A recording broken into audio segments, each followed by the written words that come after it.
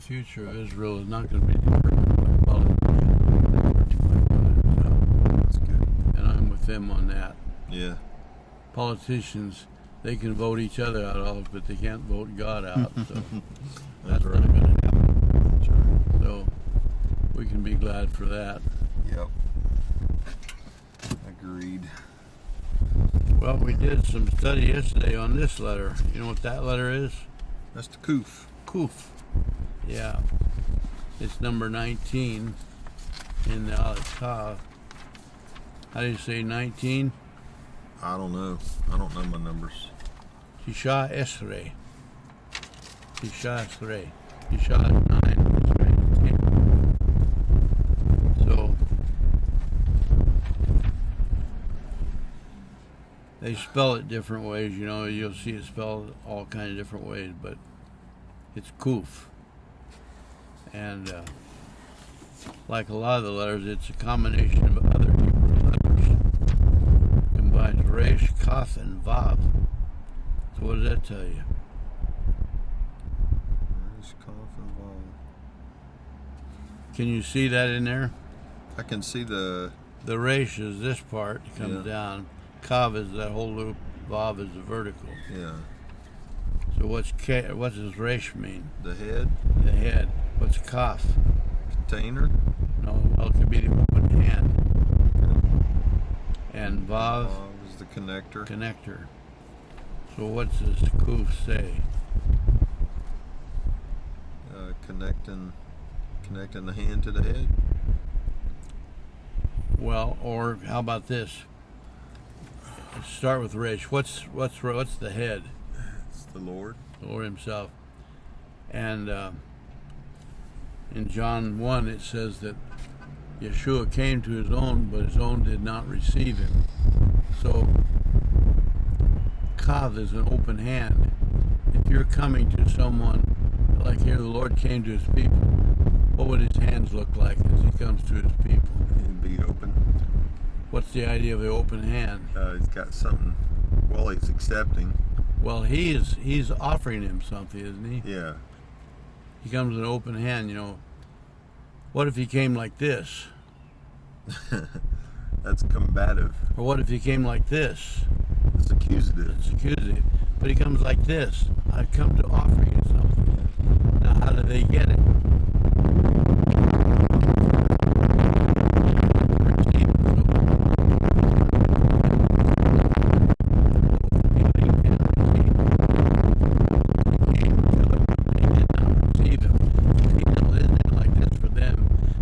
They held their hand like that, didn't they? Yeah. Resisting him. But Kuf is a picture of the open hand connecting.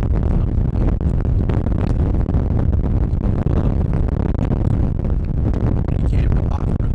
What is he offering them? Salvation. Well, he's offering them a connection to the head, is he not? Yeah. So his offering is pictured by the Kuf. So, you know, like every letter in Aleph Tav is a picture of something about the Lord. So, when the Lord said, I am the Aleph Tav, did he mean I am the first letter and the last letter? No, I mean, he said it. I'm all the letters. Yeah. The Aleph Tav is the name of the list, isn't it? Just like in our Greek alphabet, we have the word alphabet, which is alpha, beta, where it gets the alpha and beta is the first two letters. But when we say the alphabet, we don't mean Aleph, alpha, and beta. We mean Right. the whole thing. That's the name of it. So Aleph Tav is the name of all the Hebrew letters. The Lord said, I am the Aleph Tav. When you're looking at Aleph Tav, what are you looking at? The picture of the Lord. That's right. So just before Kuf is Tzadi. So what does Tzadi mean? It's the sign of humility Yeah, and reaching up to God. it's the bowing figure, kneeling down, holding up a hand to God.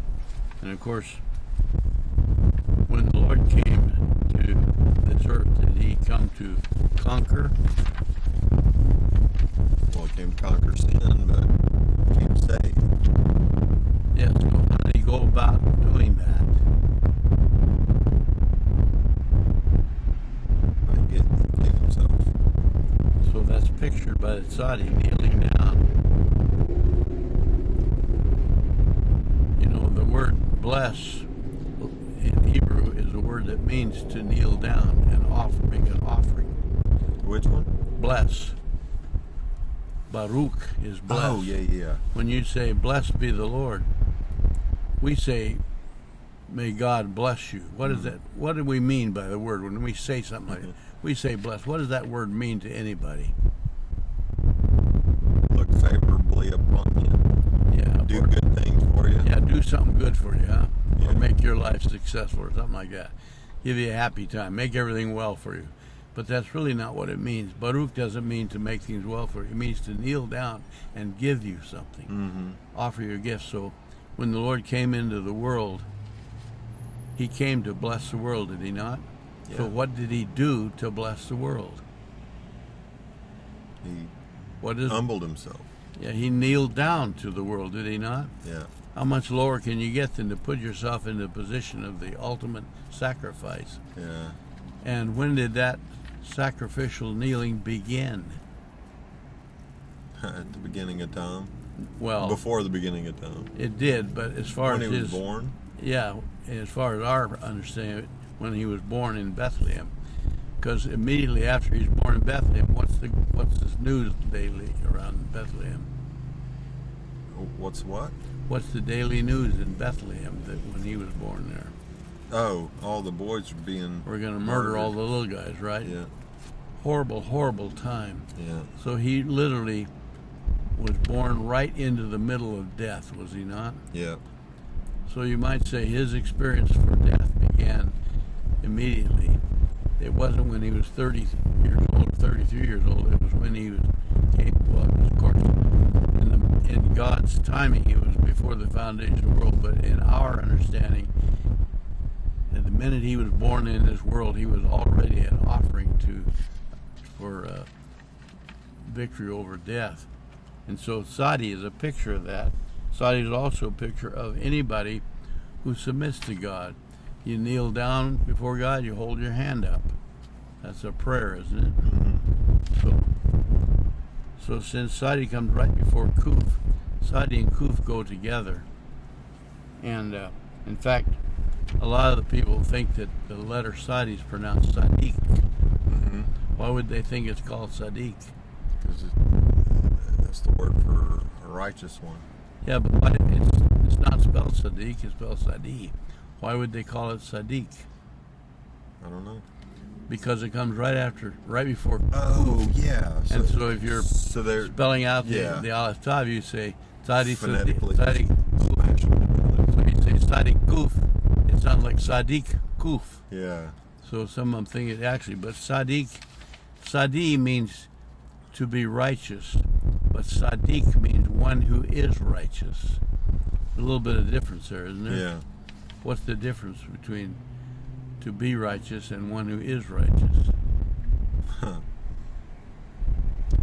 One is something you do, one is something you are. Yeah. So you might say the word Sadi, meaning to be righteous, just seems a position that is available. But to be something, to be righteous, depends you what it is. So Sadiq is a picture of someone who is righteous and holy. And Kuf, well, Sadiq also means to be devoted. What's devoted mean? Well, dedicated? Okay, same thing. What does dedicated mean? Determined to see something through. Well, if you dedicate something, It's what are you there for doing? specific. It's giving it towards a specific purpose. Exactly it. You're putting in a position for a certain purpose. Right. This is dedicated to pick up sound or something. You might Ready for a drink? Yes, I am, as a matter of fact. So, devoted means the same thing, doesn't it? Yeah. If you devote something, is there any difference between devote and dedicate? Devoted seems to be something that you are, and dedicate seems to be something that seems to be done to you. Well, if you say, I'm going to devote this particular thing to that cause, what are you doing? You're going to set it aside for that cause. So what's dedicate mean? Same thing, doesn't it? Yeah. So what does sanctified mean? Set apart. Set aside, devoted, dedicated. Same thing, isn't it? Yeah. So sadi means sanctified. And kuf follows sadi. So kuf is the Lord bowing, or the Lord not bowing, the Lord connecting with his open hand someone to the head. Is he dedicating them? Wait a minute. Kuf means the open hand Yeah. is connecting someone to the head. That's the purpose of the open hand. He's offering them a connection to the head. Is that the same as dedicating them to that? I reckon. Same as devoting? Yeah. So what does sanctified mean? Devoting. Same thing, doesn't it? Yeah. So when the Lord came to his people with the open hand, he was sanctifying them, was he not? I see what you mean. For the Lord's people sanctified. Yeah. So kuf is the action of sanctifying someone, isn't it? Yeah. And it comes right after sadi, which means kneeling down and holding up a hand to God. And that is the action of sanctifying the Lord's people. So, what does holiness mean? The state of being set apart. Mm-hmm. So kuf means holiness. Ah. Okay. Because kuf is what sadi is doing, isn't it? Yeah. Sadi is kneeling down, offering you up to God, and kuf is it having been done. So kuf is what sadi is doing, isn't it? Yeah. So kuf and sadi go together. Ah. Okay. Yeah, like kadosh. Yeah, that's right. What does kadosh mean? Holy. Right? Exactly. If you're going to write out the word kadosh in Hebrew, how would you spell it in Hebrew? Dalet. Sheen. Yes, exactly. Okay, what does all those mean? Well, Kuf is being sanctified, right? What's dalet? Door. The door. How do you come into a relationship to God? By Yeshua the door. Through the door, right? Mm-hmm. And what does sheen mean?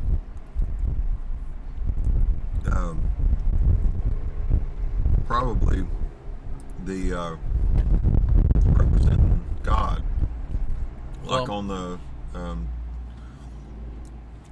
Shaddai, doorpost. yeah. Sheen Yeah. is on the mezuzah, is a shall we say a initial of God, El Shaddai, Mhm. Almighty God. But sheen really means digesting or Right. teeth, chewing on something. So when you chew something, what are you doing? getting it ready for going down the hatch. You're making it available to your digestive system, aren't you? Mm-hmm. Without chewing, you choke on something. So Right. you're grinding it all up so your stomach can handle it and so on. Like the door Yeah. and the teeth.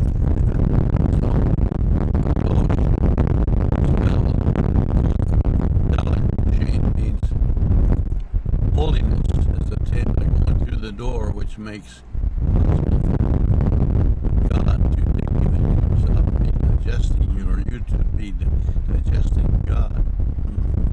So that's what kadosh means. And kadosh, that's how you spell it. But kadosh itself means holy, doesn't it? Yeah. Ruach kadosh, what are you saying? Holy Spirit. Yes, Ruach is the spirit. literally means wind or air moving, breath. You know, when the Lord breathed life into Adam, what happened? He became a living. He became a living spirit. Yeah. And, you know, we said many times, what is spirit? Well, God is spirit. So what's spirit? What is spirit? Unseen force of life.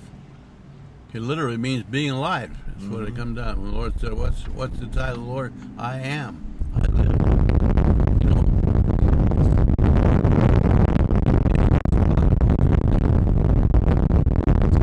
what Jesse means.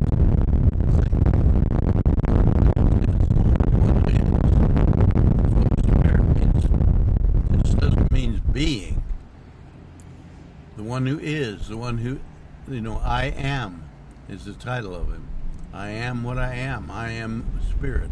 So when God breathed into Adam, Adam became a living spirit. Now,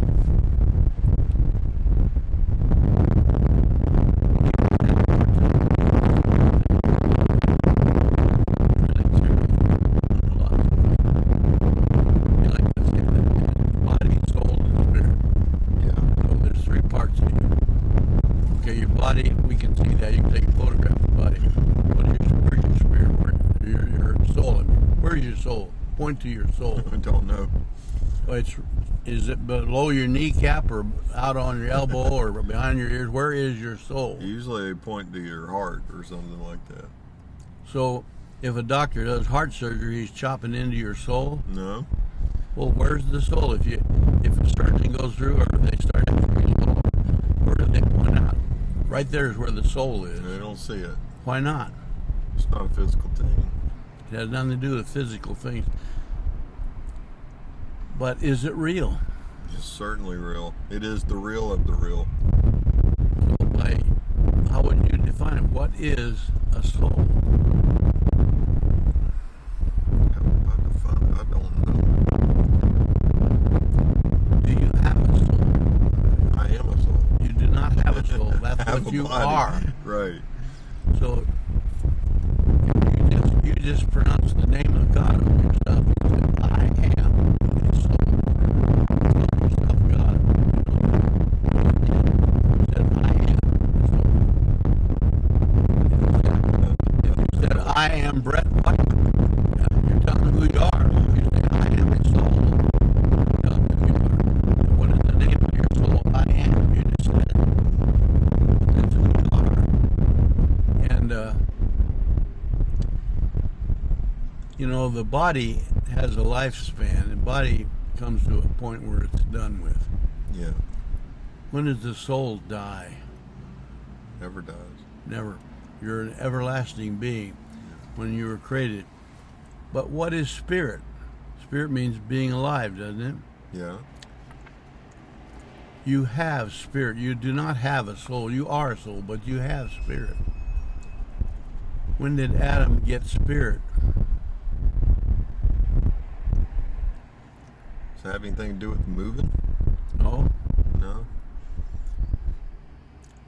Once that soul and that body connected? Well, it says God breathed into Adam and he became a living soul. Living means spirit. So when did he get the spirit? God breathed into life. So spirit just means being alive. If you're alive, then you have spirit. It's like saying you have life. I have life. Yeah. You're not life. You have life. Yeah. And, you know, physically that life can be taken away from you, can it Right. not? Somebody's in a car wreck. What's the first thing the paramedics check? First thing. Check for signs of living, like breathing and. Is he breathing? That's the first thing. Breathing. Second thing would be heartbeat, wouldn't it? Yeah. But breathing's first. You can go without heartbeat for a few seconds, but how long can you last without breathing? I mean, you got to have that right now. Right.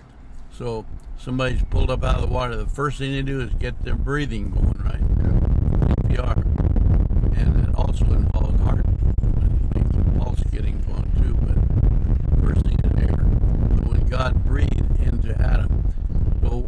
breathe mean? Is to expire his breath.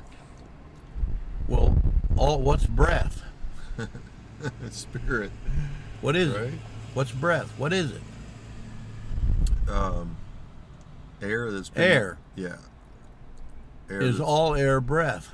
No. What does it take to make it breath? Has to connect with that body. Has to be moving, doesn't it? Yeah. What's yeah. wind is air, but not all air is wind. Right. What makes air wind? It has to be moving. Moving. So- yeah. Movement of air. When God breathed into Adam, he was breathing air that was in himself, it wasn't a physical air, but it was pictured by that. He was breathing what's in himself, which is life, into Adam, was he not? Mm-hmm. So Adam became a living spirit. In other words, he took on life. So That's good stuff. you have a body, you are a soul. Whatever you have can be taken away, can it? Yeah. If you have money, that can be taken away. If you have a car, that can be taken away. If you have a family, it can be taken away. But what you are cannot be taken away. That's just you. But you also have breath, or you have spirit. You are not spirit. You have spirit. Can you see that? Yeah. So here's Kuf. Some of the sages say that Kuf represents the back of the head or the neck. I reviewed my letters in the last few days, so I remember hearing that. Yeah. So the neck is what connects the body to the head. Yeah. So in the letter Kuf, the connecting line is the Vav, and that connects, offering you life to connect you to the head. So you can see how the neck would be a pretty good definition of Kuf. It's what connects the body to the head. In the ancient pictorial script, you know what that is? Yeah. They pictured Kuf as a circle with a line through the middle of it, representing a sunset on the horizon. So the horizon is what connects the earth to the sky, and it's the connecting point. Where is the horizon anyway? Where do you find the horizon? It's relative where people are looking and where the sun is located at the time. Well, you got a horizon in all directions with the sun. Where do you find the horizon? Where the earth is there. Are we sitting on the horizon? For someone, depends on their perspective. So, yeah, it's related to where you're looking from, doesn't it? Yeah. It's you're looking across the edge of the earth, and wherever the earth goes over the curve, and beyond that point, whatever it is the horizon. Yeah. You know, in an airplane, when you're flying an airplane, you have what's called an artificial horizon. You know what that is?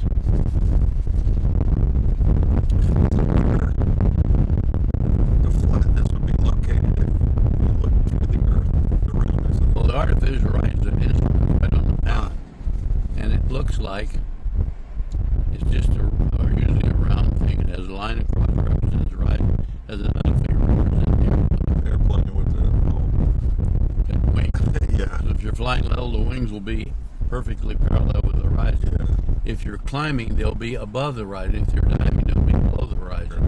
One flying. If you're flying, and you're flying that way, and you want to stay exactly at the level where you are, where would you aim at? To where the line was straight across. That's the horizon. Now, artificial. Now, the real horizon is the Earth thing. Right. The artificial one is an instrument. It's an electronic instrument, and it has the gyros in it and everything that works it somehow. But the idea is that if you're flying an airplane, you want to stay straight. You're going to fly exactly toward the horizon, because at the horizon is where everything comes together. So as you're approaching, you can't ever reach the horizon, can you? Why not? Right. Because It just keeps going on yeah, ahead it of you. keeps going. Yeah. But you're flying exactly toward that. And if you're flying exactly toward the horizon, you'll never either go too low or too high. You'll stay right on level, because the horizon, if you're way up, it looks like the Earth is actually rising up. but it's not really. It's that you're looking down at something. It makes it look like it's getting higher, farther away. But you fly straight toward the horizon. So in the ancient pictorial script, they pictured Kuf as the sun on the horizon. So when the sun is at the horizon, what time is it? It's either first of day or the end of day. Yeah. Well, in Hebrew, when does the day end? The day ends when the sun goes down. When does the day begin? Doesn't it begin when the sun goes down? Exactly. Sundown is the turning point of time. That's when Like our midnight. Yeah, which is however they arrived at that makes no sense when you think about it. Yeah. Why is midnight the end and the beginning of time? But in Hebrew, It's easier to do it by the sun, wouldn't it? yes, in Hebrew, the day ends at sundown, and at that exact point, the next day begins. That's why I had to be prepared on Friday night for Shabbat. Yeah. I asked, As soon as it's Friday night, it's already Saturday morning. yeah, you remember Greg and Elizabeth? Yeah. They were there yesterday. All right. So I said to Greg, if I said to you, I got good news and bad news, which do you want first? You know what he answered? What? The bad news. Why do you want to hear the bad news first? If someone comes to you, I got good news and I got bad news, which one do you want first? Give me the bad. Why do you want the bad first? Everybody wants the bad first so they can get cheered up, I suppose. Because I want to end up on a good note. If you give me the good news first, and then what happens when you give me the bad news? That stamps everything into the mud, doesn't it? You don't want that. I'm giving you $1 million, but it's already gone. So, in Hebrew, darkness represents evil, light represents good. Now, physically, that's not the case. There's nothing particularly righteous about daytime or evil about night, is it? That God created both of them, and God named them. So he called the darkness night, and the light he called day. That says that in Genesis, doesn't it? Yeah. All right. But by symbolism, light represents things that are good, darkness represents things that are evil. So in Hebrew thinking, the day begins in the darkness, doesn't it? Yeah. The sun goes down. So you get the bad news first. And then it begins at the darkness, but as the sun comes up, it gets lighter and lighter and lighter. So you get the bad news first, then the good news. In our world, in the Western world, our days begin at sunrise. So we get the good news first, then it ends up in the dark. Yeah. So, you know, if someone comes to you and says, I got good news and bad news, and I say, I'm going to give you the bad news, but first I'm going to give you the good news. Good news, you just won $1 million. Bad news, all everything else wrong. So how do you feel after that? You get the bad news after the good news, it dumps you, doesn't it? Yeah. The Hebrews got it right. The Western world's got it all backwards, don't they? Mm. So the horizon, as the Kuf could represent the horizon of the sun going down, but also because it's the end of day and the beginning of a new day, it talks about the order of God. God set up the order of time, did he not? You know, all the feast days are called an order. They are the way God arranged things to establish a direction of how everything's going. The Seder, the dinner for the Pesach, what does Seder mean? I forgot what it It means. means the order. Oh, okay. You know, when we go to dinner with somebody, you go to a restaurant, how do you know what to get? Look at the menu. You look at the menu, and what does the menu offer you? Whatever they got. All kinds of stuff. Yeah. Now you have to choose. You have to order. Well, we call that an order, Yeah. but that word of order, that's a verb. Yeah. You give someone an order, what are you doing? You're telling them what to do. Tell them what to do. So it's called an order. Yeah. But the word order as a noun doesn't mean to tell someone to do. It puts a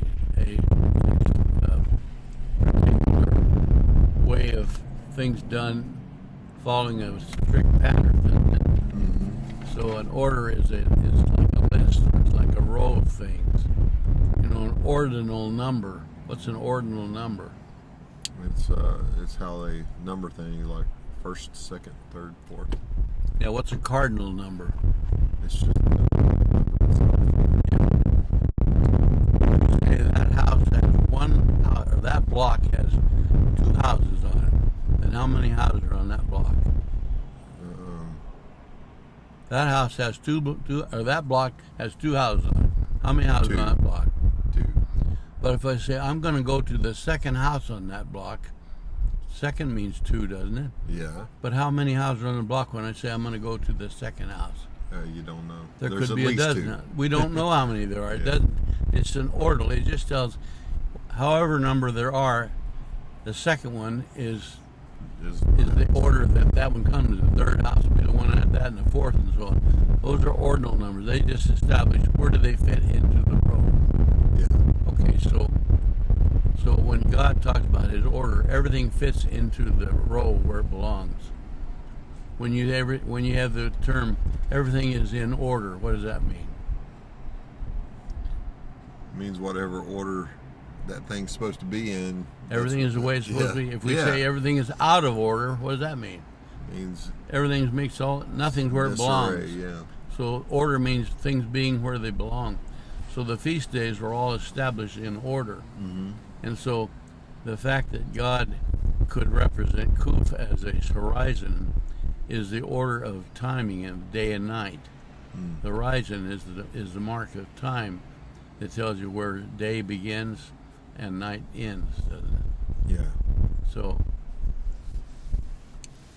So there you have that. Now we have some scriptures. Look at Ephesians 4:16.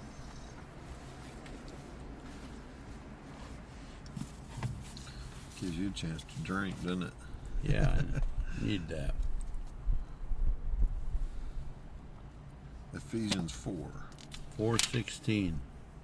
And hold on to chapter 4. From him, the whole body, fitted and knit together by every supporting ligament, promotes the growth of the body for building up itself in love by the proper working of each individual part. Okay. Can you see the word order in what you just read? Yes. How does order fit into that? Well, everything is fit together, proper working order. Okay. You know the old spiritual about Ezekiel's bones. Yeah.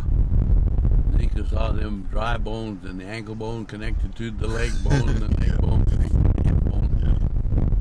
If it wasn't connected like that, it'd be disarray. Yeah, if the ankle bone was connected to the elbow and the elbow was connected to the shoulder bone, you'd have a big mess, wouldn't you? Yeah. But the order of God is pictured there in Ephesians 6:4, isn't it? Or Yeah. 4:16. God's made the body. Now he's talking in Ephesians there. He's talking about a physical body, isn't he? Yeah. Read that one more time. From him, Christ, the whole body fitted and knit together by every supporting ligament. Okay, promotes- just saying it. Who established the order? The Lord did. It says from him, and he's referring to He established the order. So he's the one who decided this is how everything fits. And what holds it together? It says right there, you read it. The supporting ligaments. Each part of the order has something to do in the open. Yeah. If one part that's in the order does not do what it's supposed to do, does it destroy everything? Well, it messes things up a lot. It doesn't destroy It everything. doesn't destroy everything, but If you injure your elbow, does that mean you can't walk anymore? no. Or you can't nod your head? Or I mean, it doesn't destroy everything, but it limits other things, and it also makes it more difficult. Uh-huh. And it's not as good as if everything is in proper order. So after that, after the ligaments hold everything together, what else did it say?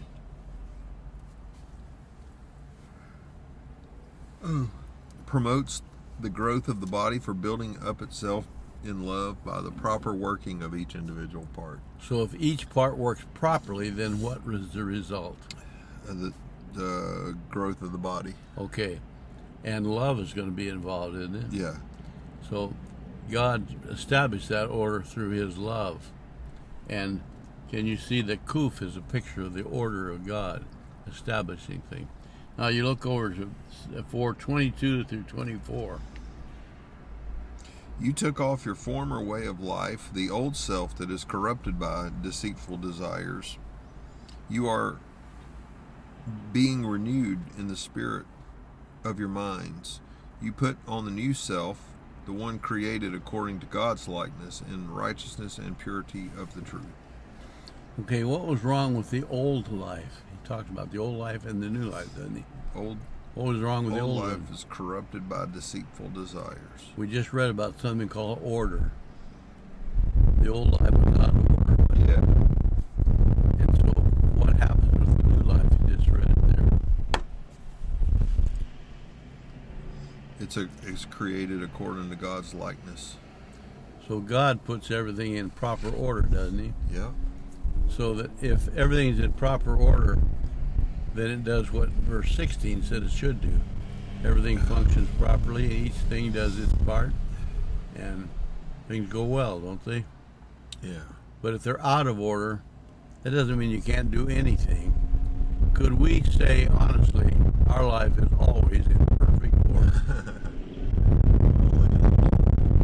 If that were true, then we would do everything perfectly, but we don't because it's not perfect order. Doesn't mean we can't live at all, but it means there's a limit to it, and there's a lot of disappointment. A lot of things don't come out like they should. Right. But how do we get to where it's the way it's supposed to be? You just read that in 22 through 24. How do you get that way? By putting off that old one and being renewed by the spirit of your minds. Yeah. Putting on a new self. Okay. When you grab your overcoat out of the closet on a cold day, we say you put it on. What does that mean, you put it on? It means you wasn't wearing it before, and then you are wearing it now. You wear it. Okay. And if you had a little light shirt that's not good enough for the day, you take that off. So what is it you're putting on or putting off in those situations? Whatever is appropriate. Yeah, but I mean, you're putting on or putting off your covering, aren't you? Yeah. So he says the old life and the new life are kind of like clothing.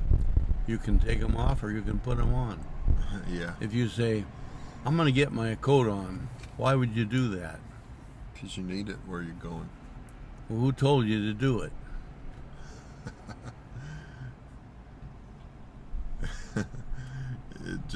It's your common sense, I guess. It's your choice, isn't it?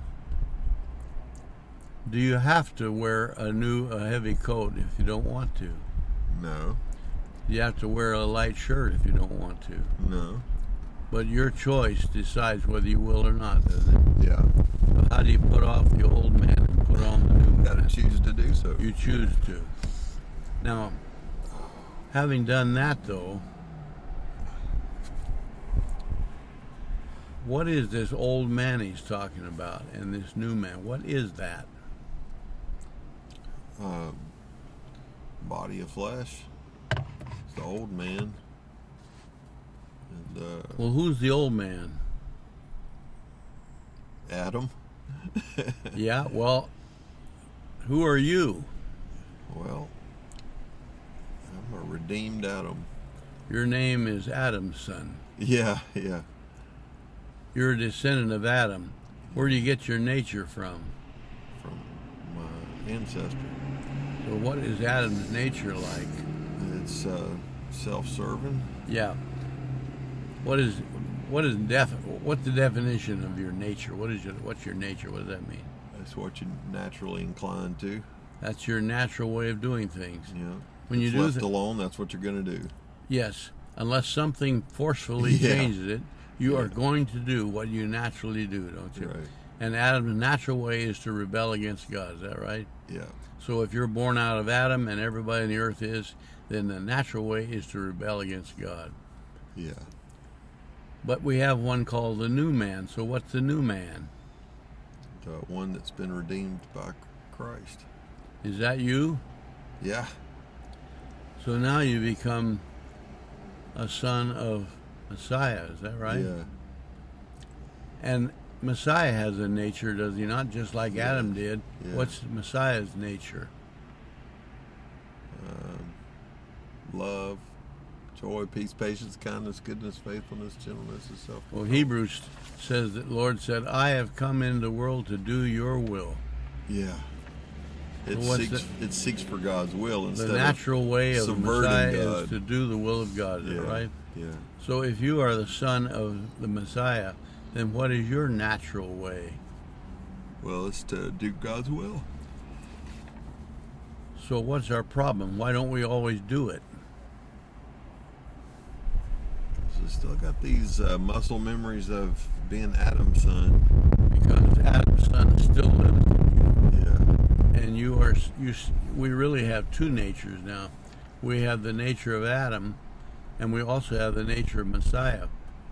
Now, the nature of Adam is temporary, though, because it will come to its end. Yeah. When will it come to its end?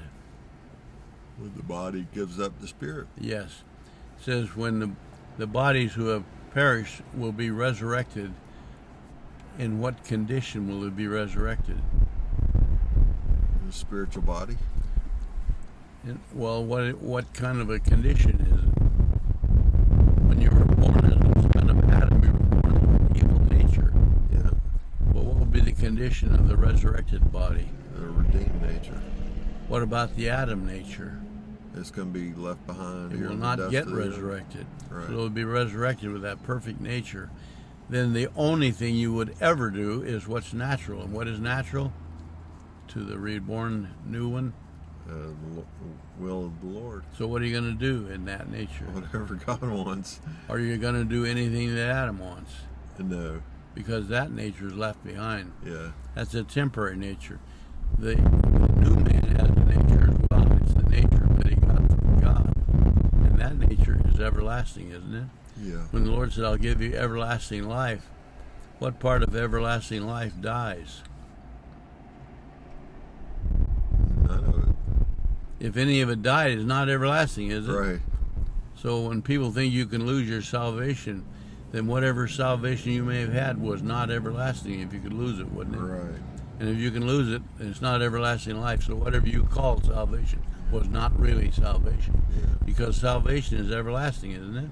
Right. You can't lose what's everlasting. So, People just got that idea that it's kind of like a bank account. yeah. That's how they explain righteousness. Yeah, that's right.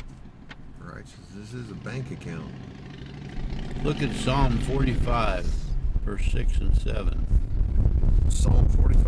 Psalm 45, 6 and 7.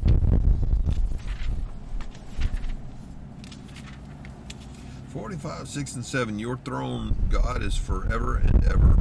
The scepter of your kingdom is a scepter of justice. You love righteousness and hate wickedness. Therefore, God, your God, has anointed you with a oil of joy more than your companions. Okay. Talks about a scepter. What's a scepter? It's a symbolic authority of the king. Yeah, if you saw a scepter, what would it look like? Some kind of a stick, fancy stick. Yeah, a little staff of some sort, or it could be maybe a little miniature sword or Yeah, something like that. yeah. When I was in the Army, some of the officers carried around what they called a swagger stick. Oh yeah. And most of them, they were polished stick, and they'd maybe have a 50 caliber shell for a base and a 50 caliber bullet for a point. And they called it a swagger stick. What does swagger mean? The way of walking that's I don't know, cock of the walk. Yeah, it's a vain, proud Yeah. gesture. So when they walked around with their swagger stick, they like to hold them up as though that makes them some kind of a big shot, you know. Yeah. And if they wanted to point at somebody, they use that, or they come up and tap you on the shoulder with it, just to let you remember that they are in charge. Yeah. So when a king had a swagger stick or a scepter, what did he use it for? For getting his will across to people. Well, it just represented his authority, did it Yeah. not? Do So, it. does King Yeshua have a swagger stick or a scepter? Imagine he does. You imagine? I know he does. What did you just read?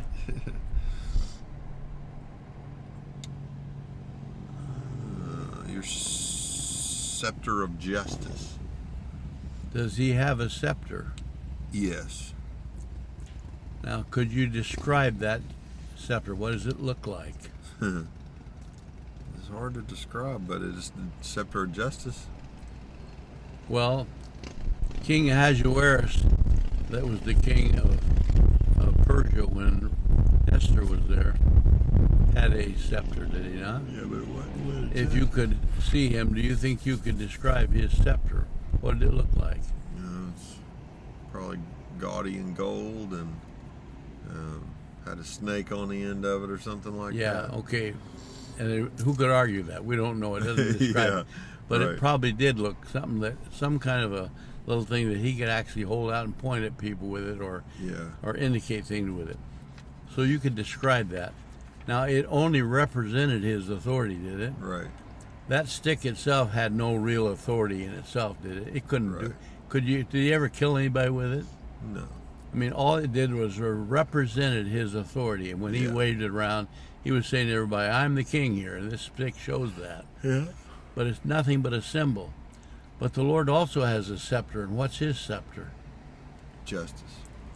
What does justice look like? It's different for every situation where justice is called. Well, describe, what does justice look like? Draw a picture of justice.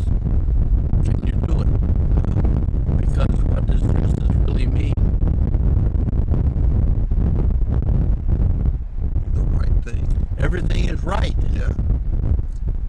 Now, a stick held in the hand of King Ahasuerus in ancient Persia represented authority, but it really had no real authority of itself, did it? Right. Does justice have authority? Yeah. Justice is not just a stick, it is real, it's powerful. Yeah. It can destroy or it can give life, can it not? Yeah. It can raise up, it can put down, it can conquer kingdom, it can do all that. So, Speak it.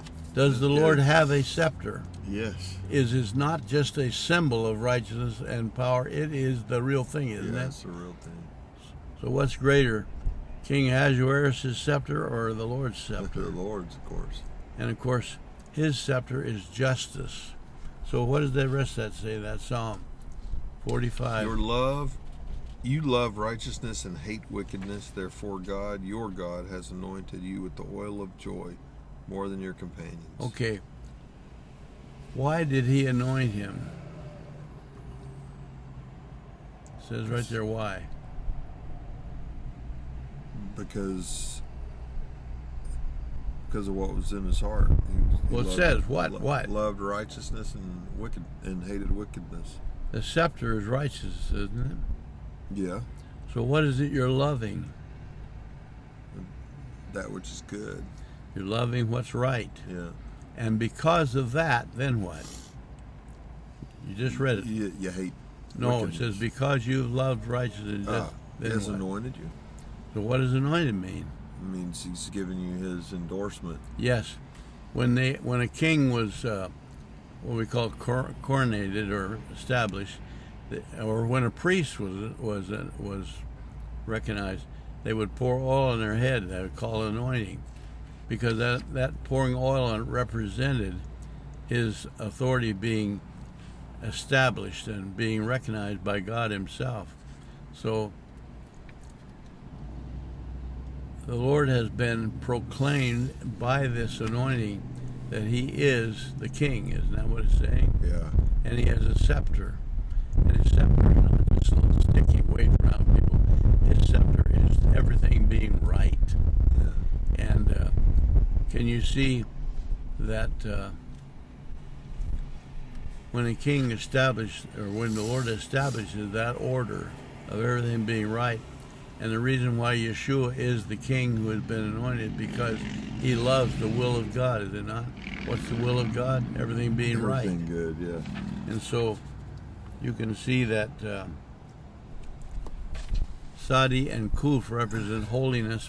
Holiness means things being put where they belong, put in their proper order.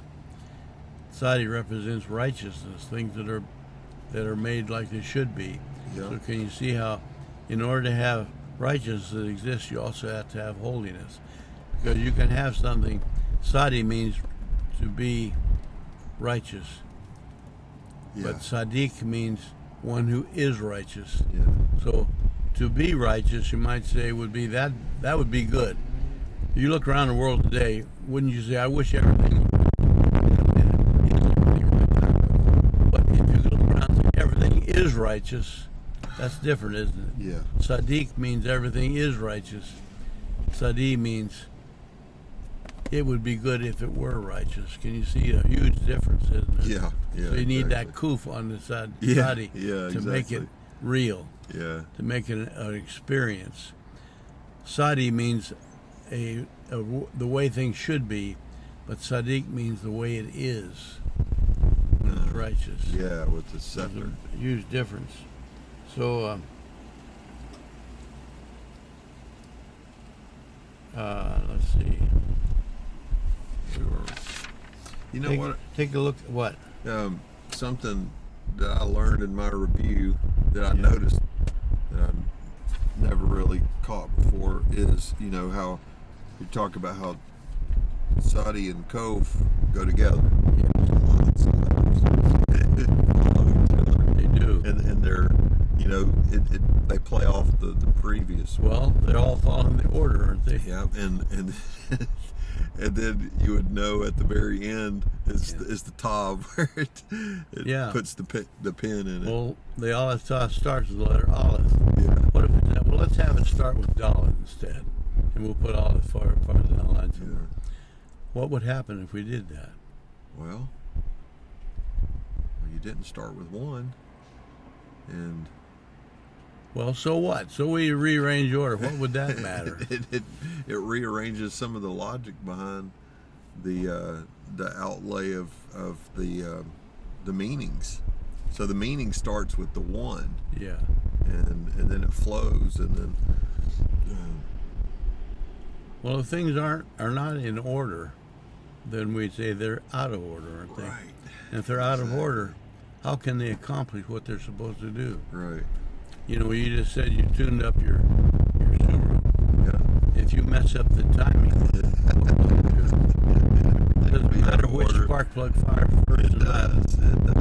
Well, let's just switch the wires all around. That shouldn't make any difference, should it? It does. It'll just backfire, boom, and bang, and it will not run. And so you can't rearrange the order. If the order is proper, everything works right. That's the first thing I learned about mechanicking with my Volkswagens when the Topman got off. It's no. The Lord always do things in order. So when He did His miracles, like the first order, the first miracle we know of was changing water into wine, wasn't it? Yeah. What if we said, well, let's have Him do a healing first instead? Would that matter? Yeah, it wouldn't matter. I Because don't always understand why, but it wouldn't matter. but the order is important. It's got to be right. I don't understand everything there is about anything, but I know that order has to be followed. If you don't do things in proper order, you're going to be in trouble. So we'll take a look at Hebrews 1:8. Hey Jim, Yes. while I'm turning there, that is something. Got any more of that coffee? Yeah. That idea right there. Yes. That. Okay, the way I used to think was, okay, all these numbers mean something. Yeah. So I'm gonna make a list of all the numbers in the scripture, and you know that made sense to my old man way of thinking, Okay. because I wanted to master all these words and all these meanings, and so I could have my understanding. And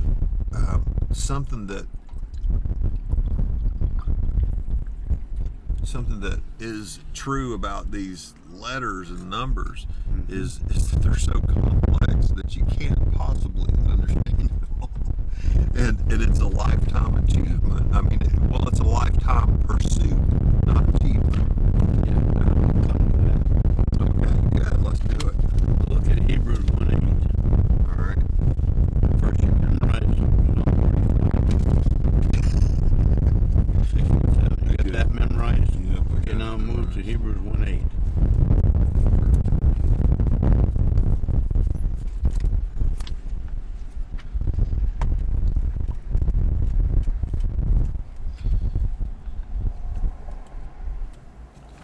Hebrews 1:8. But to the Son, your throne, God, is forever and ever, and the scepter of your kingdom is the scepter of justice. There it is. What did Hebrews 1:8 say? It's the same thing as. It's exactly what Yeah. Psalm 45:7 Right. said. And Yeah. why is it necessary to say it again? It was already said in Psalms, but Hebrews said it again. The same thing. Well, because they're illuminating things since they know Yeshua had come in the form of man. Well, another thing too. Whenever you read anything in the book twice, when Twice. it says anything twice, Just emphasizing it, giving it. it's more more than powerful. it means. It's absolute. Yeah. It's not just emphasized. It means this is the absolute truth. Yeah. It cannot be taken away. And the other thing, when something is talked about twice, it's always the second one that's the main thing. Right. If there's two sons, the second one is the important one. Right. If something happens twice, it's what happened the second time that made the difference. Yeah. So, what's the difference between Hebrews 1:8 and Psalm 45:7? Hebrews There is a difference. is putting absoluteness onto it. You mean to say that 45 Psalm was not absolute? No, it is absolute, but it just came first. Well, what's the difference between the two? There is a difference. Very important difference.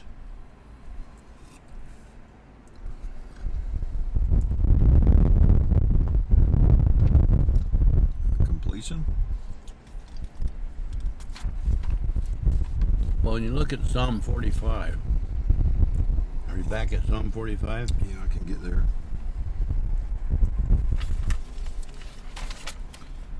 Your throne, God, is forever and ever. You go back to 45:1. Oh, okay. My heart is moved by a noble theme as I recite verses to the King. Okay, so why am I saying Psalm 45? Just read it. My heart is moved. Why? Why am I doing it? I mean, what am I doing here? What is this Psalm 45 about? Yeshua. It's not what it says. 45:1. Reciting verses to the King. So what is Psalm 45? Verses to the King. What king? Um,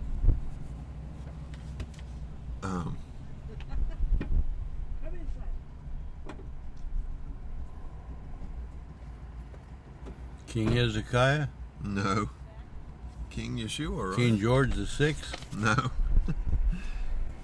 King Jesus, right? That's not what Psalm 45 says. It just says the king. Right. The reason you can't answer is because it doesn't give a name for that king, does it? Right. What does Hebrews 1:8 say? He's putting the name on it. Well, you look at Hebrews, He's talking to the Son. go back at Hebrews 1:1. Long ago, God spoke to the fathers by the prophets at different times in different ways, and in these last days, He has spoken to us by His Son. Okay, he spoke in past times. He spoke in Psalm 45, did he not? Yeah. About someone called the king. Yeah. Doesn't say who the king is, just the king. So when you read Psalm 45, if you don't know anything at all about it, how do you know which king he's talking about? You don't. You don't. But when you read Hebrews 1, which is 1a is an exact quote of that, it Yeah. tells us who the king is. Right. Who is the king? It's Yeshua. How do you know that? Because it says. Because it says so in Hebrews 1:8. So what's the Yeah. difference between Hebrews and Psalm? Specificity. It tells you which king he's really talking Right. about. Now, Right. if you went back to the one who wrote Psalm 45, it may have been David or could have been somebody else, we don't know. Lord said he spoke through the prophets in time past. It was some prophet, was it? Yeah. If you ask that prophet, who are you talking about when you talk about reciting verses for the king? That's what he said they're doing. I'm reciting verses for the king. Yeah. So Psalm 45 is something that the prophet was saying to the king, is he not? Right. So if you ask that prophet, which king are you talking about? What would he say? Would he say Yeshua? Do you think he would? Well, he knows that it was given to him by the Lord. Okay. It's kind of like how you've proposed before. Did Isaiah and Ezekiel have the full gospel? Or Yes. yeah, and so they did, because they were seeing the same Yeshua Yeah. as we know. Whoever wrote Psalm 45, if he could meet the man that wrote Hebrews, would he have a disagreement with him about who the king No, is? Not at all. no, that's a good way to put it. But he all might there. say, I didn't know his name, Yeah, but I knew it would be what God calls the king. Now, remember, how did Israel ever happen to have a king in the first place? well, they had asked for it. Why did they ask for a king? They wanted to be like everybody else, Why did they want to be like everybody else? because what God had chosen for him wasn't good enough for him. So who were they rebelling against God? God. In fact, God told Samuel, don't feel bad about it. It's not you It's that not reject- you, it's me." It's me. The reason they had a king is Yeah. because they had fired God, hadn't they? Yeah, At least that's what they intended to do. we don't want some invisible spirit. We want. But now they got a king, and so the Lord said, all right, I got you a king. And he's just like you. He's a rebel, too. He's He's a gonna come piece down of hard thug, on but you. he'll fit you real well. Uh-huh. Going to give you nothing but trouble. So when the Psalm 45 was written, would the prophet say, I'm writing this for King Saul? No, I doubt it. right. He knew it was something Because he'd different. say the only reason Saul existed is because people rebelled against God. Yeah, So he's called a king, but he's not really a king. He doesn't even fit the picture of a king, does he? right. You know, in Proverbs, you'll see things like, a king winnows out all evil with his eyes. Yeah, Could Saul do that? no. What do you mean by winnows out? What does that mean, winnows it out? Make discernment between Well, good what does and winnow evil. mean? Means separate the good from the bad. Yeah, when you winnow a grain, you're dragging a winnowing sledge over it, and it Yeah. breaks off the husk and makes the grain Yeah. fall out. Takes- So you're separating the what they call the chaff from the good stuff. So when it says a king does this or a wise man does this, but a fool does that, Yeah, it says somebody may call themselves a king, but if they can't do this, then they're not really a king, because this is what a king does. Or they may call themselves wise, but if they do what fools do, then they're not really not wise, wise, are are they? they? No. So you can call yourself anything you want, but what you are is going to determine how you do, doesn't it? So when Psalm 45 was written, it said, I'm reciting these verses for the king. Yeah, If you ask that psalmist, who is the king, what would he say?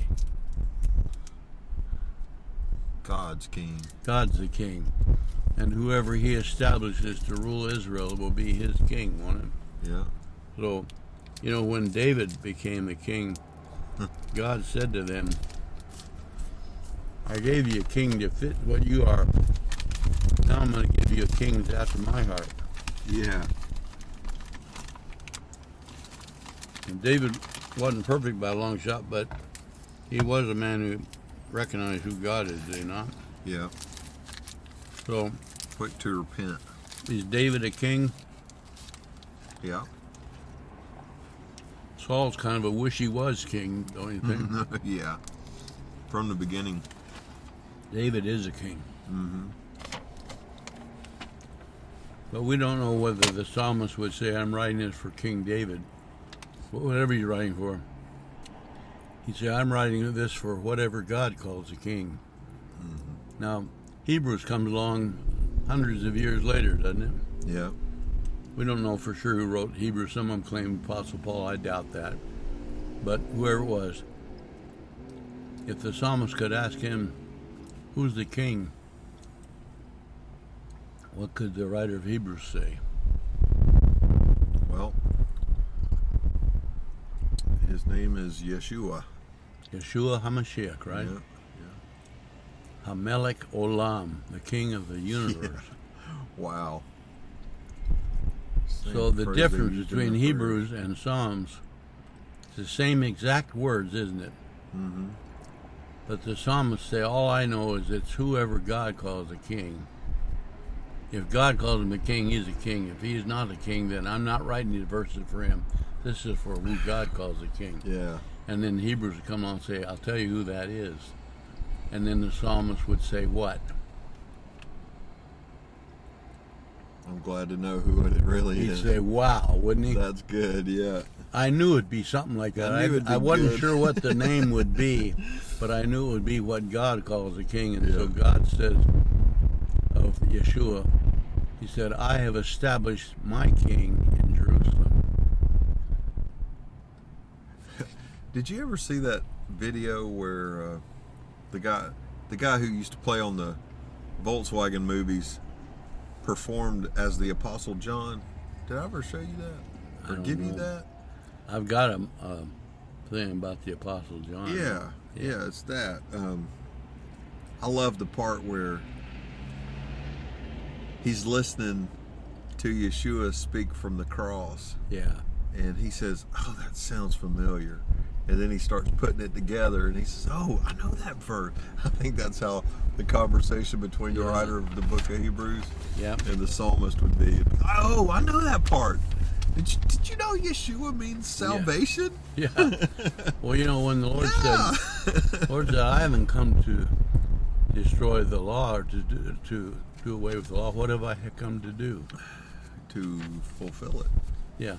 So he said, I've come to tell you what it was talking about. Yeah. Well, what was it talking about? What was Psalm 45 talking about?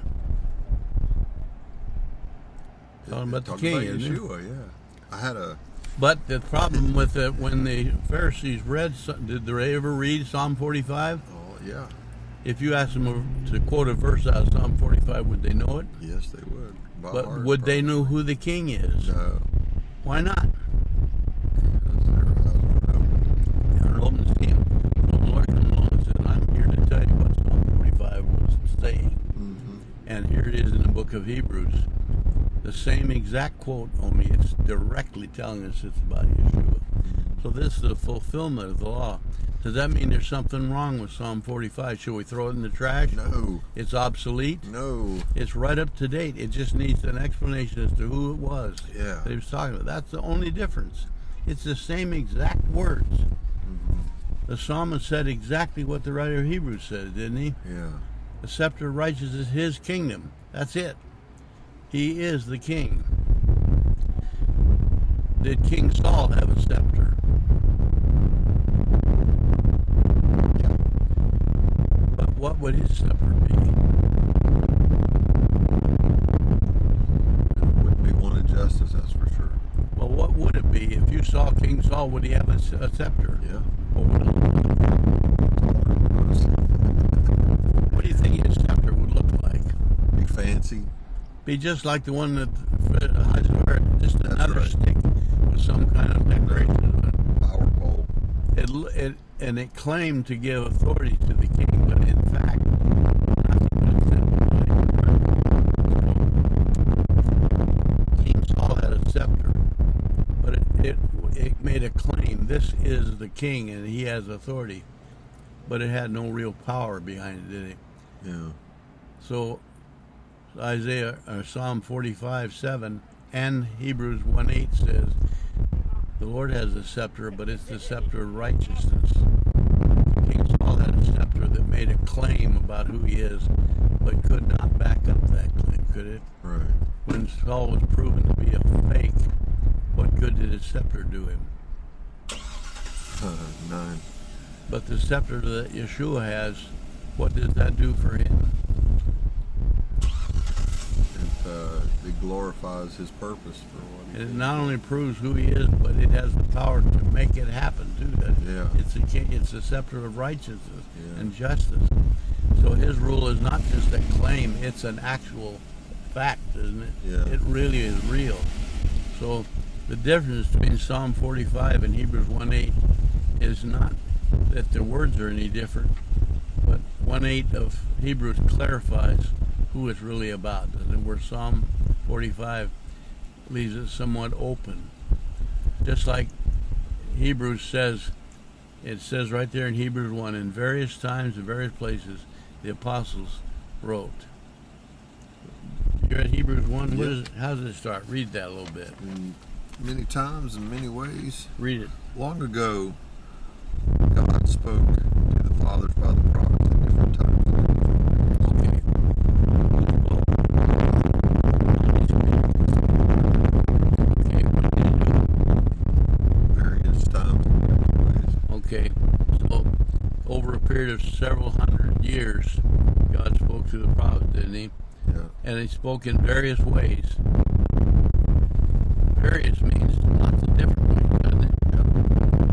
Like Through an ass, through yeah, when Habakkuk was writings. talking, it sounded like this. And when Jeremiah was talking, it sounded like that. And when Zechariah was talking, it sounded different from that.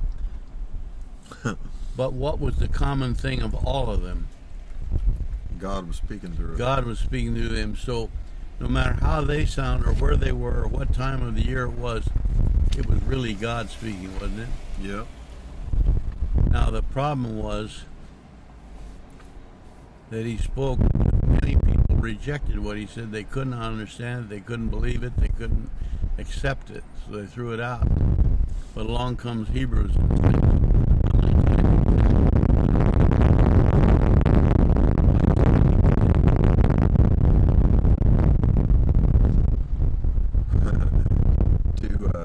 to show that it was really from God and yes. make it absolute And now, through the lens of Yeshua. yeah. And so the Lord said, I didn't come to take it away. I didn't come to do away with Psalm 45. I've come to show you that I am what Psalm 45 was talking about. Yeah. Isn't that what he's saying? I'm going to fulfill what he said. So until he came to fulfill it, it wasn't fulfilled, was it? So No. someone could read Psalm 45 and say, who is this about? Who's this king he's talking about? It doesn't even give a name for the king. We had a lot of kings. There was quite a few kings in Israel, wasn't there? Yeah. There were a few that were pretty good, but most of them were thugs, weren't they? Yeah. Of the northern tribes, all of them were thugs. Of the southern tribes, there was 5 good ones. The rest of them were thugs. Yeah. So which king is he talking about? And the Lord said in Hebrews 1, I'm here to tell you who the king is. Yeah. So now, if Zechariah, I think they came a long time after Psalms, would Zechariah have ever read Psalm 45? Yeah. Who would Zechariah think the king is?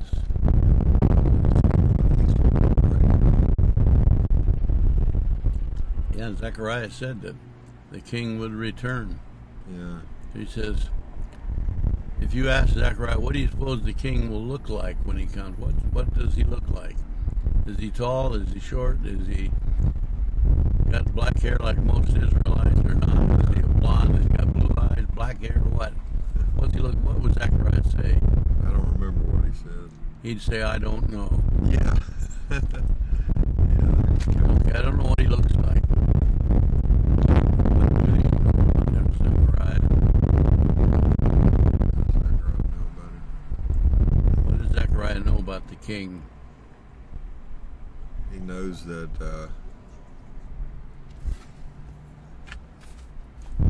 He knows that he could absolutely guarantee. he knows that everybody's going to be coming to Jerusalem, and I'm saying, what does he know about the king?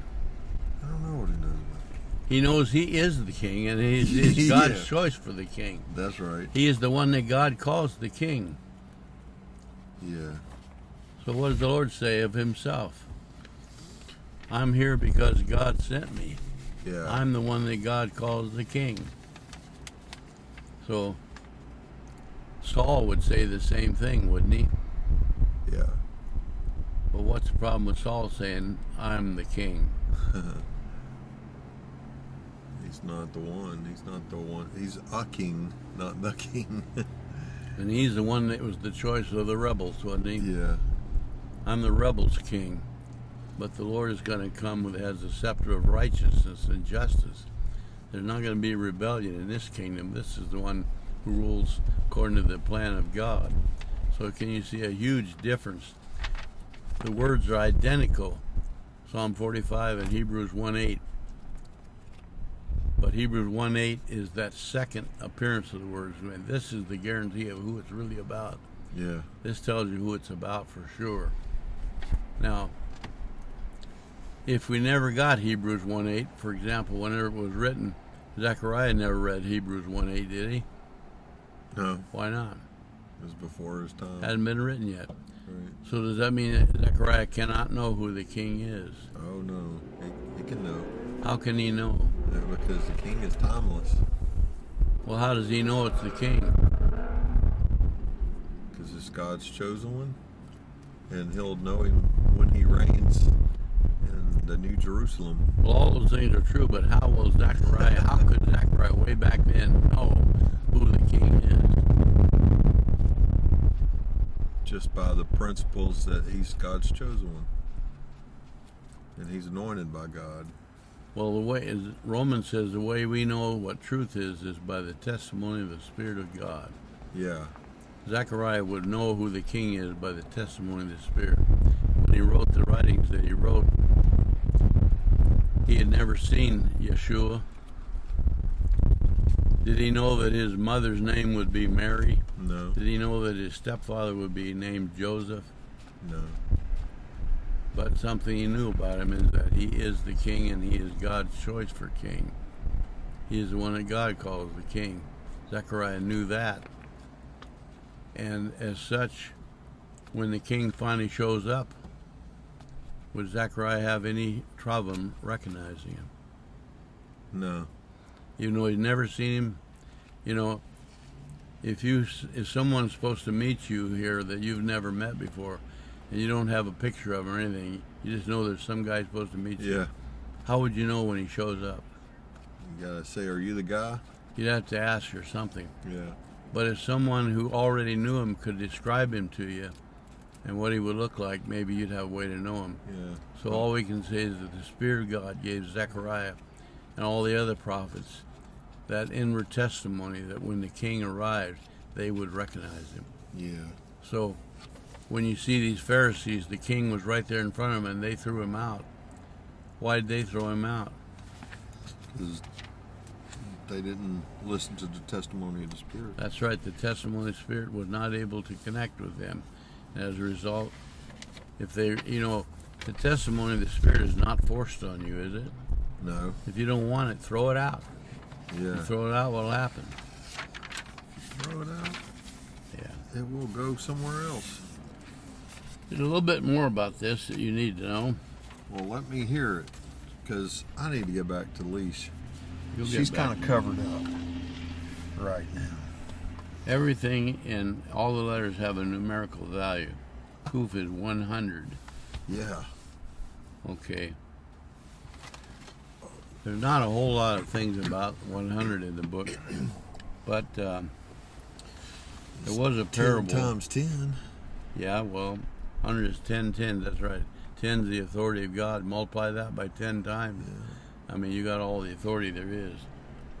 But the Lord gave a parable. He said there was a man that had 100 sheep, and one of them got away. Mm-hmm. What did the shepherd do? Went after the one. Okay, he said a man had 100 sheep, Uh-huh. and he went after the one. And he said that to quote John 18, John 18:9. Yeah. Can you read that one? Yeah.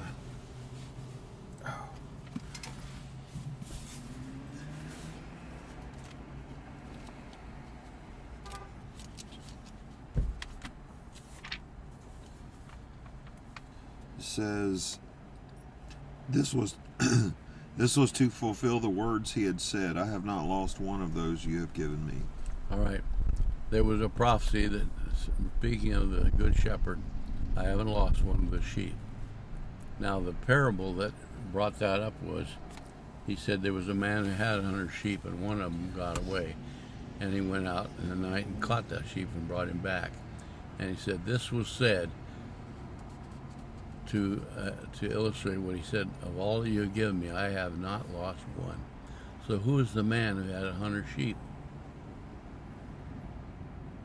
The Lord Yeshua himself. Yeah. Now, if you took this literally, then how many disciples does the Lord have? 100. 100. Do you think that's true? No. You can't take it literally. But That's- for a man in that time to have 100 sheep, a pretty good sized little Yeah. flock. Remember, it's a parable. That's a way of saying it. It's a bunch. Yeah, it's a bunch. So here's a man who has 100 sheep. One of them gets away. He goes and gets him.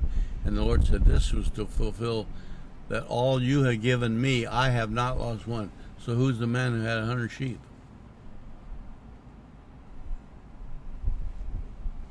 God the Father? Yeshua. Yeah. He said, oh, you've given me 100 sheep. Now, if the enemy had his way, how many of them would I lose? No, all of them. All of them. If I just went on the basis of their Adamic nature, how many would I lose? All of them. But I haven't lost one of them. Right. Does that mean they always agreed with him and they always obeyed his commands and always did everything right? No. It Like means they he were said. always gone after by him. He said one of them got away. Why'd that one get away? He was rebellious. He's rebellious. So did the shepherd say, well, sorry about that. He was no good. Have at him, wolf. Is that what he does? No, it goes after him. He goes and gets him and brings it back and he says, you gave me 100 sheep in my flock and now I'm reporting in. How many is he going to bring back? All of them. All of them, 100. I don't lose one of them. So the flock is a picture of 100. Kuf has a value of 100. Huh. But the flock represents the Lord's people, don't they? Mm-hmm. And the Lord's people are also called the bride of the Lord. Yeah. Read Isaiah 61:10.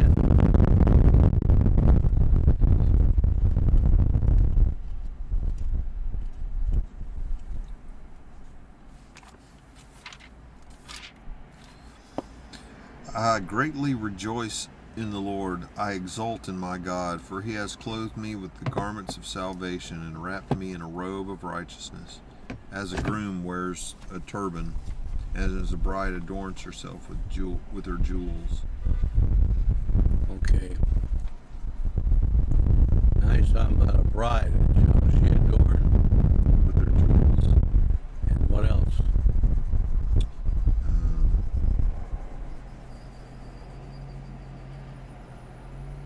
What does it say? Like with wedding clothes, Well, it says right there. You just read it. What clothed does it me say? with garments of salvation and wrapped me in a robe of Who righteousness. clothed her with garments of salvation? The Lord. Okay. So who is this that's clothed with the garments of salvation?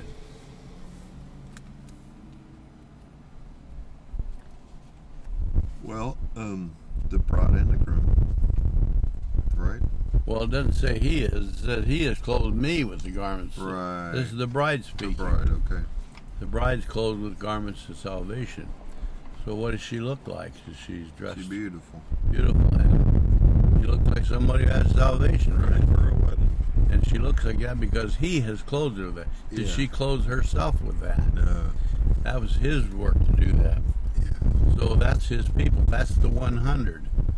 The 100 are the bride. They're also called the flock, the sheep and the flock. Psalms 23, you know, it says in Psalm 23, you know the psalm, you don't even have to look it up. Yeah. The shepherd leads me along paths, right? Which path? Paths of righteousness. Okay. Now, if you went out in the desert in those days, there'd be a lot of paths going all over the place. Yeah. Bedouins go everywhere. So if you just took any old path, what's the chance of you getting to where you want to go? Well, not on any old path. You got to take the right path. You don't know, and you don't know which path to go on. Who knows which path to go on? Good shepherd. Okay. So he says he leads me along the right path. Now, when you're on a path going somewhere, let's say you're on a road, you get on the highway. You go out on the highway just because you like being on that highway? No, you're going somewhere. It's because you want to get to someplace, and that highway takes you there. I don't go to Eagle River every morning because I like it. That's right. You don't drive the highway because you like being on the highway. You go out because you want to be where you're going. Yeah, that's So right. when he leads me along the right path, I'm on the path not because I like the path. By the way, where does this path go in Psalm 23? To the house of the Lord.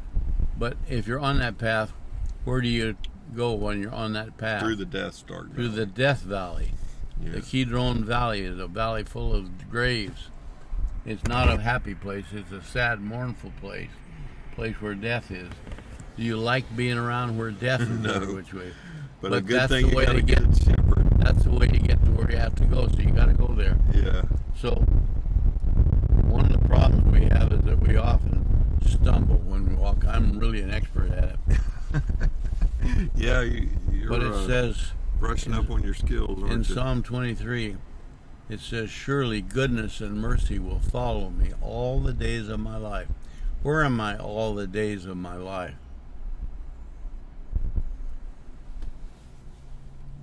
Dwelling in the house of the Lord. No. Oh. Trick question. Yeah. Well, all as long as you all the live. days of your life are you're spent in your body And where are you? on this earth. And where is that? It's the valley of the shadow of death. Yeah, that's true. If you don't believe it, turn on the news. Yeah. Every day's news is somebody's dying. Every single day, isn't it? Yes. Mass murders, crashes, hurricanes, fires, everything else. This is the valley of death. You're on it. And who else is on this in this valley? Everybody else. Fellow travelers. Well, more than that, they're The demonic enemy. spirits. It says Yeah. haunts of violence fill the dark places of the valley. Right. What are they trying to do? Destroy. And they're going to try to trip you up, aren't they? Yeah. It's a dark valley. You don't have a lot of light, so you're walking along. The chance of stumbling is pretty risky. Yeah. But it says, goodness and mercy will follow me. So when you're walking along and someone who has power to help is right behind you, is that a comfort to you? The helper? Somebody right behind Yeah. you. What if you stumble? What'll happen? He'll pick you up. He'll be right there to grab you. Yeah. Psalm 31:15.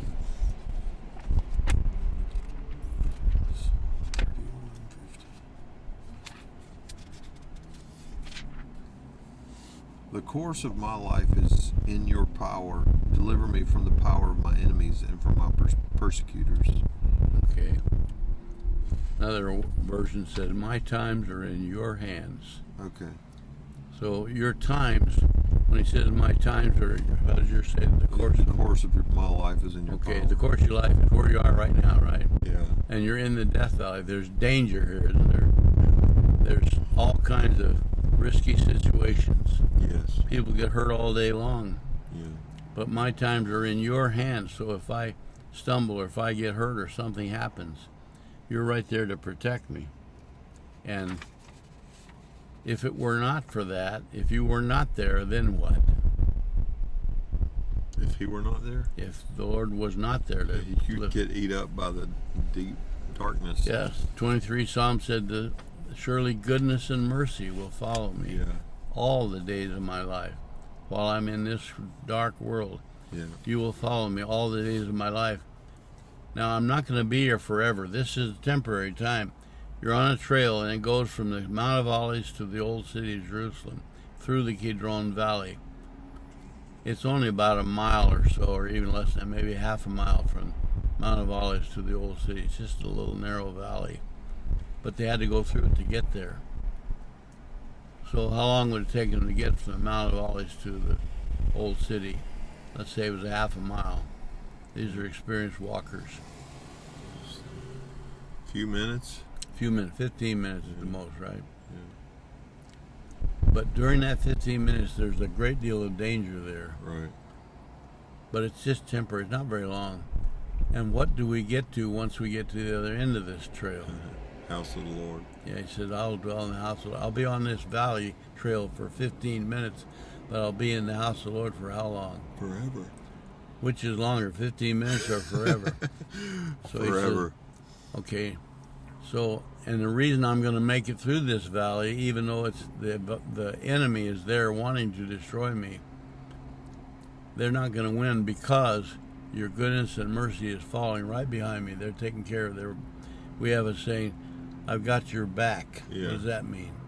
Means I'm watching over you. I'm protecting you. Yeah. So the goodness and mercy of God protects us while we're in this valley. Once we get to the house of the Lord where we're going to live forever, you don't have that danger there, do you? Right. But you do right here. Right. Take one more, John 6:39. John 6:39. John 6 at verse 39. Then we're going home. This is the will of him who sent me, that I should lose none of those he has given me, but should raise them up in the last day. Okay, that's a confirmation of what he said before. Yeah. The will of God is that I would lose none, and I've come to do your will. So how many is he going to lose? None. If he lost any of them, then he would not be doing the will of God, would he? That's right. So he's not going to lose it. There's a proverb that says that righteousness is like when the sun comes up early in the morning, the first ray of light. You see something, it's dark until the sun starts, and you see a little bit, and it gets lighter and lighter and lighter until the full light of day. Yeah. So, in this experience of walking in the dark valley, the farther you walk and the more you confer with the shepherd, the better you see, don't you? Because the light is coming up. It's like the sun coming up. At first, it just shows a little bit, but it gets brighter and brighter till the full light of day. So he said, that's the way righteousness works, and understanding and wisdom. So all that's tied up in the little letter Kuf, huh? Yeah. Kuf is the sunrise coming over the horizon. That's another one of the powerful letters. Well, and we get a start out of it. yeah. Well, you got any ideas for us where we should land? We're just looking and I don't listening. have any connections with anything. Just have to see what's for rent, I guess. Yeah. I don't know. Yep. It's well, one thing's for sure is we got to do it soon. Yeah, you better be looking around. Yeah. The day will come up quick, I've noticed lately. Yeah. Time passes so quick. Yeah. And my mom's coming next week too.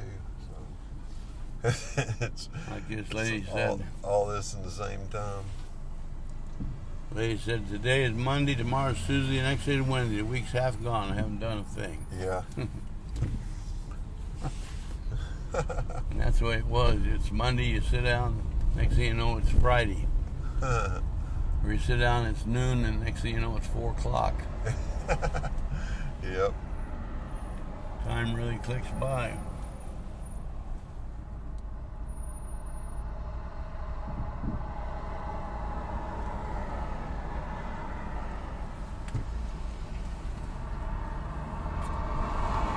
It does be doing that. Yep.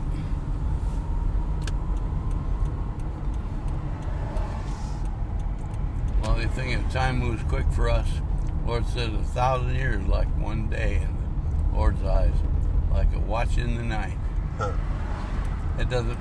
Some people think that to God, one day is 1,000 years. That's not what that means.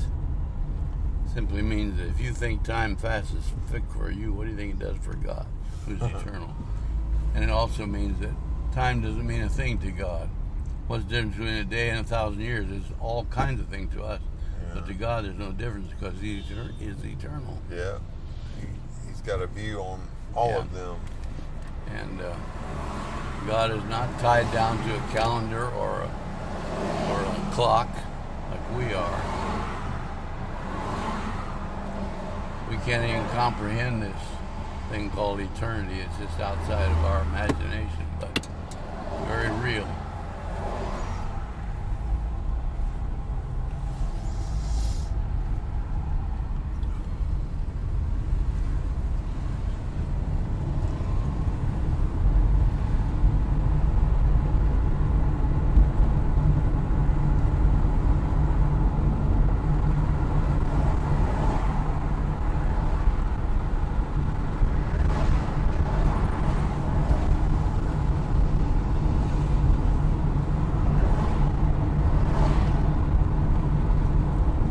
Stop by Fred Meyer's when I'm going home and pick up a bag of birdseed.